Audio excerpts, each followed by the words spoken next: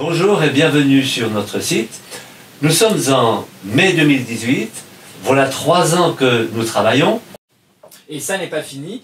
Le site que vous découvrez ici est évolutif et il est appelé à être enrichi par de nouveaux résultats de recherche, par de nouvelles publications, évidemment par davantage de numérisation et des mises en scène de toutes sortes des données que nous produisons à travers ce projet de recherche et de numérisation.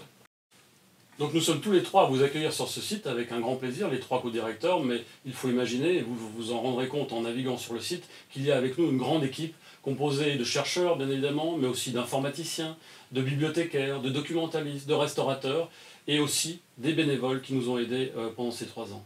Nous avons mené un travail intense pendant ces 3 ans, un travail réparti entre l'Université de Genève et nos locaux, et aussi la Fondation Martin Bodmer à Colonie.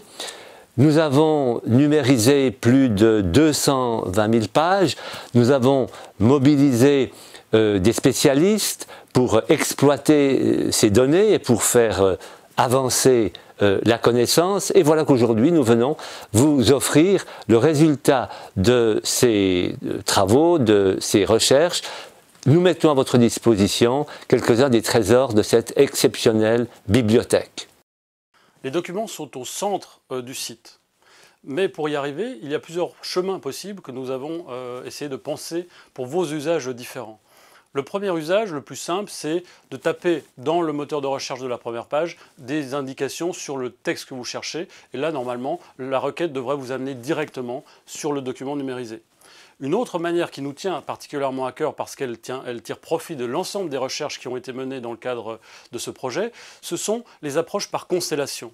Chaque constellation, en effet, met en valeur une certaine partie du fond de la collection Bodmer et vous propose des savoirs qui contextualisent les documents et leur donnent toute leur signification culturelle. C'est donc une manière de savoir pourquoi vous entrez dans ces documents et ce que, le cas échéant, vous pourriez avoir à y trouver de particulier par rapport à d'autres versions imprimées ou d'autres versions en ligne des mêmes textes.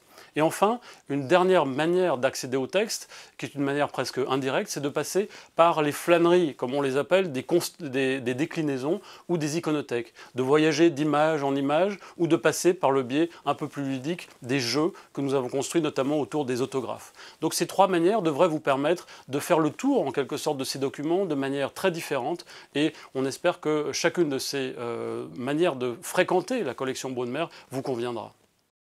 Le site que vous êtes en train de découvrir s'adresse à plusieurs catégories de public. Tout d'abord, un public fait de chercheurs, un public spécialisé. C'est pour cette raison qu'il y a une très grande quantité de documents numérisés, des résultats de recherche.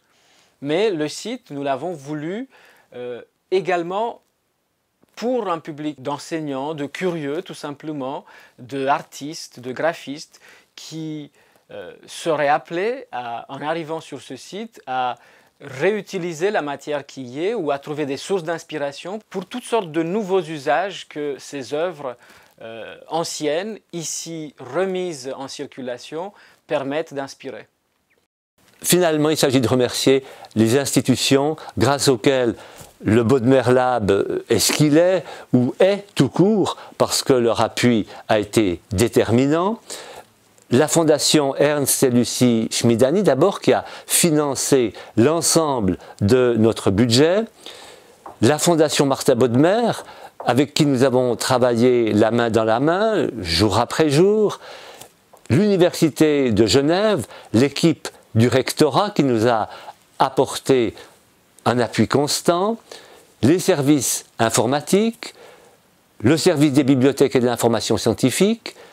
Tous ces appuis ont été pour nous décisifs et naturellement, pas moins essentiel, l'ensemble des collaborateurs qui nous ont prêté main forte sur des tâches extrêmement diversifiées pendant cette première période d'activité.